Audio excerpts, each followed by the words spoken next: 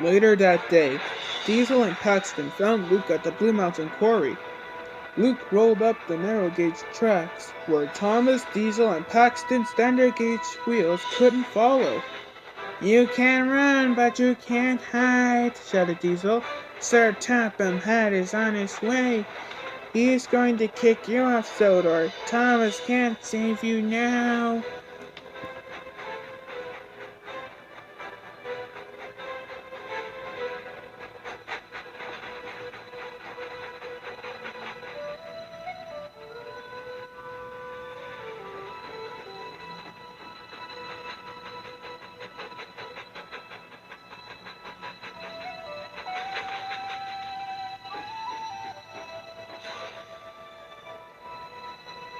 "Yes, I can," peeped Thomas as he sped into the quarry. The narrow gauge engines were mad because they thought Thomas had revealed Luke's secret. Thomas didn't have time to explain. "Rocky, please lift me onto Owen's platform. I have to talk to Luke."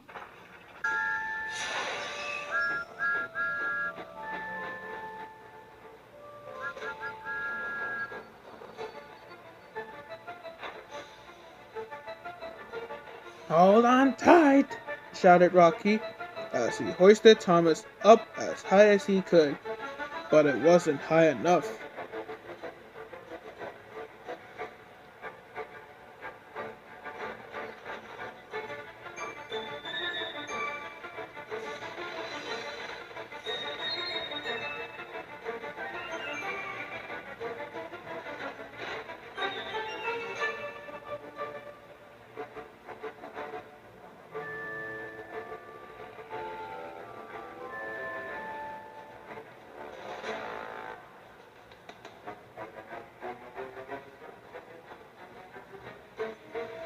Thomas needed Owen's help to climb higher up the quarry's rocky wall. Owen was nervous about lifting the heavy engine. With a creak and a grunt, Owen's platform started to rise. Thomas went higher and higher until he reached the top of the incline. "Oh, potatoes!" shouted Owen. "Pull the drop and Blondin Bridge!" "Well done!" Thomas peeped, but there was a problem.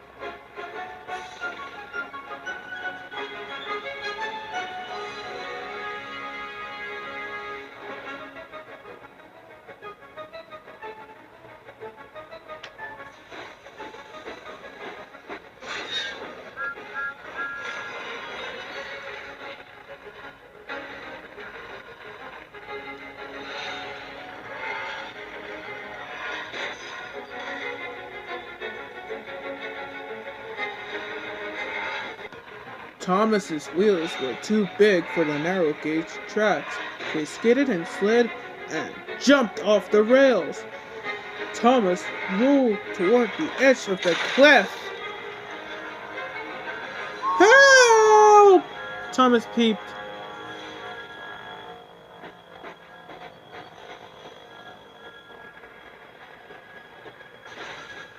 Just then, Luke came around the bend.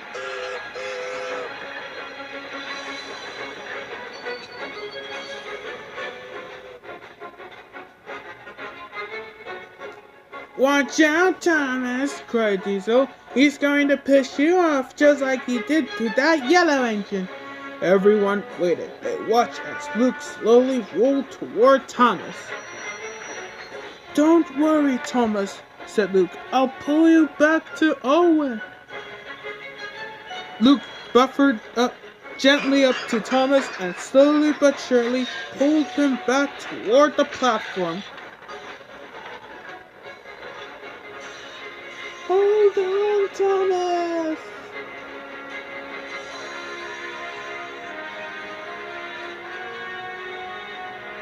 You're doing it, Luke! Whistled Thomas. Luke felt stronger than he had ever felt before.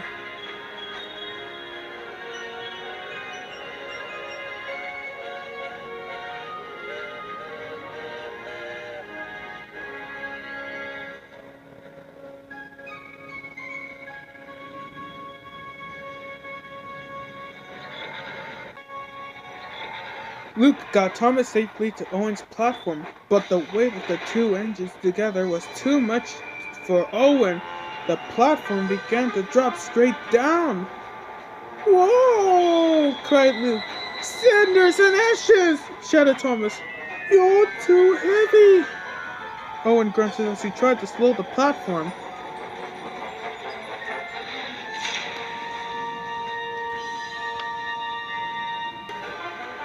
Owen strained and struggled and worked his hardest.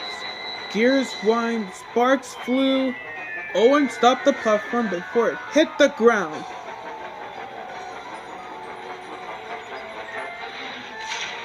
Thomas and Luke were safe! The engines all whistled and cheered, except for Diesel, who scowled.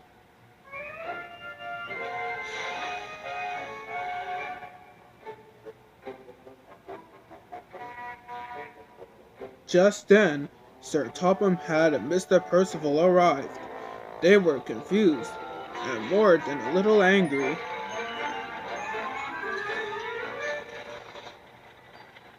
Thomas! What are you doing here? Asked Sir Topham Hatt. Rocky, bring those engines down from the unloading platform. Little Luke was scared. Everyone held their breath.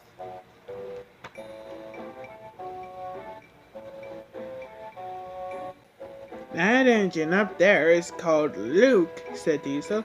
He's a bad engine. He pushed the yellow engine into the sea. Thomas has been hiding him up here. It's not like that at all, sir, Thomas peeped. I can explain. But Thomas didn't have to say another word.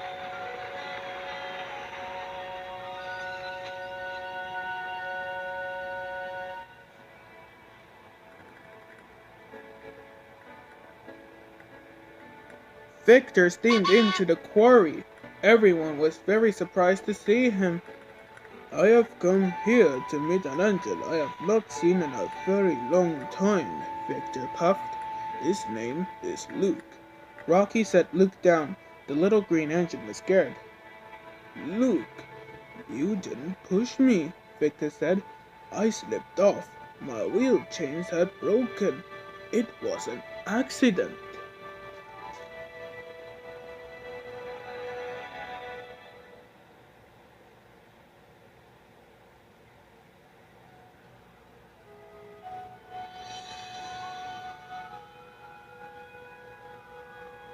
But it can't be you.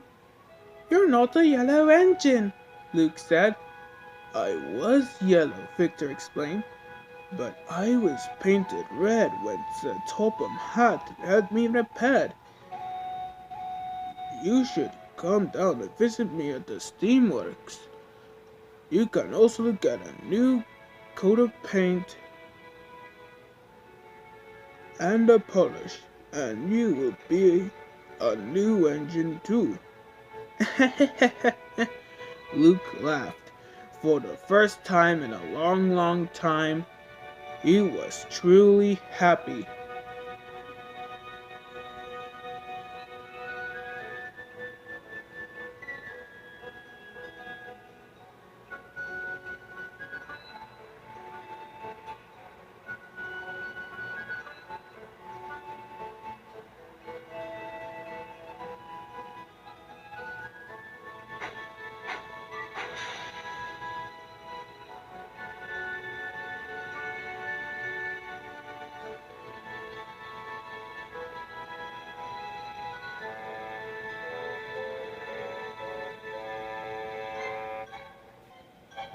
Sir Topham Hatt was very upset with Diesel.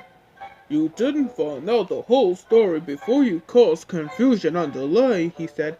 It's always important to find out what really happened, because what really happened is what really matters.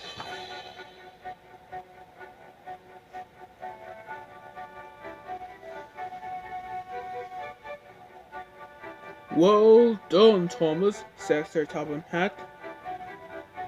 Today is a happy day for Mr. Percival and all his engines.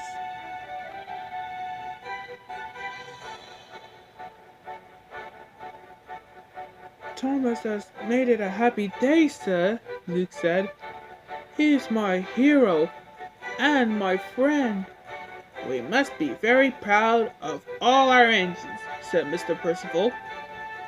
Your RO really is full. Thomas and all of his friends, new and old, whistled happily.